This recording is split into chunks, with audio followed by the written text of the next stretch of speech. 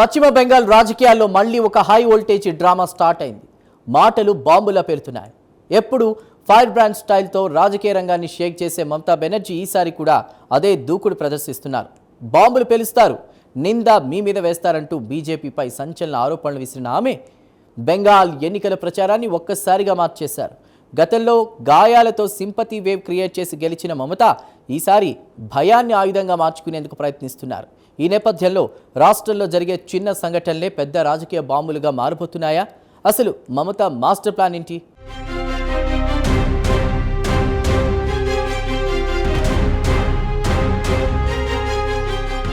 పశ్చిమ బెంగాల్ రాజకీయ రంగంలో మమతా బెనర్జీ పేరు వినిపిస్తే వెంటనే గుర్తుకొచ్చేది fire brand image, street fighter style. ఎన్నికల సమయంలో చేసే హై వోల్టేజ్ ప్రచారం. సాధారణ నాయకురాలు కాదామె. ప్రతి ఎన్నికను యుద్ధంలో తీసుకుని ప్రతి మాటను ఆయుధంలో ఉపయోగించే నాయకురాలు. ఇప్పుడు మరోసారి అసెంబ్లీ ఎన్నికల సమరం దగ్గర పడుతున్న వేళ ఆమె మాటల వేడి, ఆరోపణల తీవ్రత, రాజకీయ స్ట్రాటజీలు అన్నీ కలిపి బెంగాల్ రాజకీయాలను మరింత వేడెక్కిస్తున్నాయి. ఇప్పటికే బీజేపీపై సంచలన ఆరోపణలు చేస్తూ మమతా బెనర్జీ రాజకీయ బాంబులు పేల్చేశారు.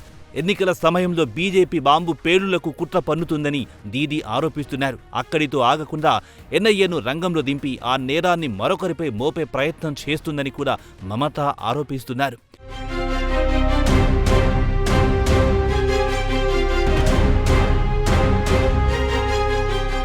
మమత పేల్చిన ఈ బాంబు రాష్ట్ర వ్యాప్తంగా తీవ్ర చర్చనీయాంశమయ్యింది. బయట రాష్ట్రాల నుంచి వ్యక్తులను తెచ్చి బీజేపీ అల్లర్లను సృష్టించేందుకు ప్రయత్నిస్తుందని మమత ఆరోపిస్తున్నారు. అంతేకాకుండా స్థానిక యువతను అరెస్టు చేయించే ప్లాన్ ఉందని దీదీ అంటున్నారు. మమత చేసిన ఈ వ్యాఖ్యలు ఓటర్లలో భయాందోళనతో పాటు అప్రమత్తతను కూడా పెంచేలా కనిపిస్తోంది. ఇది కేవలం ఆరోపణలకే పరిమితం కాదు. ఇది ఒక రాజకీయ నెరేటివ్. మా రాష్ట్రాన్ని కాపాడాలి, మీ ఓట్ బెంగాల్ గౌరవాన్ని రక్షించాలి అనే భావోద్వేగానికి మమతా బెనర్జీ పదును పెడుతోంది. ఒకవైపు భయాన్ని చూపిస్తూ మరోవైపు స్వాభిమానం, ప్రాంతీయ గౌరవం అనే భావోద్వేగాలను రెచ్చగొడుతోంది. ఇదే ఆమె రాజకీయ స్టైల్. ప్రత్యర్థిని కేవలం విమర్శించడం కాదు, ప్రజల్లో ఒక కథను నాటడం, అదే కథను ఓటుగా మార్చుకోవడం మమతకు అలవాటైన పని.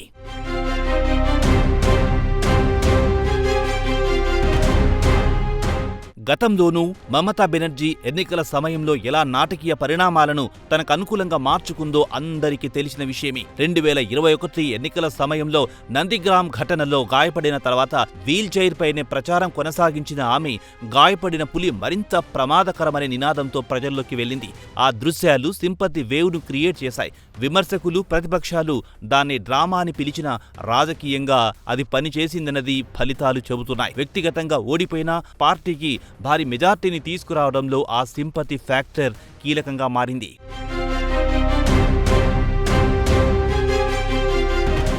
ఇక ఇప్పుడు కూడా అదే తరహా స్క్రిప్టు రిపీట్ అవుతుందా అనే ప్రశ్న రాజకీయ వర్గాల్లో వినిపిస్తోంది. ఆరోపణలు, భయాందోళనలు, భావోద్వేగాలు ఇవన్నీ కలిపి ఒక ఎలక్షన్ నెరేటివ్గా మారుతున్నాయి. చిన్న స్థాయి ఘటనలు జరిగినా అవి పెద్ద రాజకీయ ఆయుధాలుగా మారే అవకాశం ఉంటుంది. ముఖ్యంగా బాంబు పేలుల ఆరోపణలు వంటి సెన్సిటివ్ విషయాలు ఎన్నికల సమయంలో భారీ ప్రభావం చూపుతాయి. నిజమా, రాజకీయ స్ట్రాటజీయా అన్నది పక్కన పెడితే ప్రజల మైండ్ సెట్ను ప్రభావితం చేయడంలో ఇవి కీలక పాత్ర పోషిస్తాయి.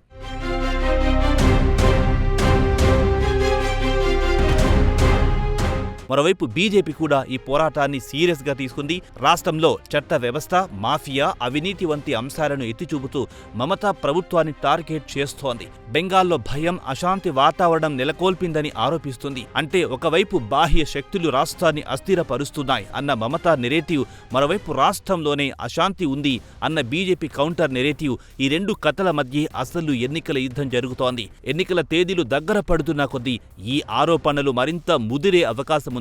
ప్రతి చిన్న సంఘటన కూడా పెద్ద రాజకీయ అజెండాగా మారే అవకాశం ఉంటుంది. సోషల్ మీడియా, ప్రచార సభలు, మీడియా డిబేట్లు ఇవన్నీ కలిపి ఒక హై టెన్షన్ ఎలక్షన్ వాతావరణం సృష్టిస్తున్నాయి.